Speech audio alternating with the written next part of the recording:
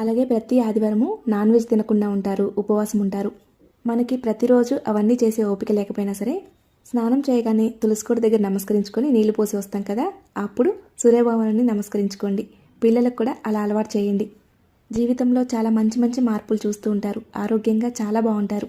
అయితే మాఘ ఆదివారాలు అంటే 4 వారాలే వస్తాయి కదా, మరి సంకల్పం 7 వారాలు ఎలా తీసుకోవాలి అని సందేహం మీకు రావచ్చు. ఒక సంకల్పంతో 7 వారాలు గోధుమల దీపారాధన చేయాలి అనుకుంటే సంవత్సరంలో ఎప్పుడైనా చేయవచ్చు. అయితే ఏదైనా మధ్యలో ఒక వారం అడ్డు వస్తే ఆ వారాన్ని లెక్కించకుండా మళ్ళీ తర్వాత వారం నుంచి కంటిన్యూ చేయవచ్చు. తెలుసుకున్నారు కదండి గోధుమల దీపారాధన గురించి పూర్తి వివరాలను. ఈ వీడియో మీలో కొంతమందికైనా ఉపయోగపడుతుంది అనుకుంటున్నాను. అలాగే ఈ వీడియో మీలో కొంతమందికైనా నచ్చింది అనుకుంటున్నాను. ఇంకా గోధుమల దీపారాధన గురించి ఏమైనా సందేహాలు ఉంటే నాతో కామెంట్ సెక్షన్లో షేర్ చేసుకోండి. ఈ వీడియో కానీ మీకు నచ్చినట్లయితే లైక్ చేయండి, మీ స్నేహితులకి బంధువులకి షేర్ చేయండి. మరిన్ని వీడియోస్ కోసం మన ఛానల్ సబ్స్క్రైబ్ చేసుకోండి. ధన్యవాదములు.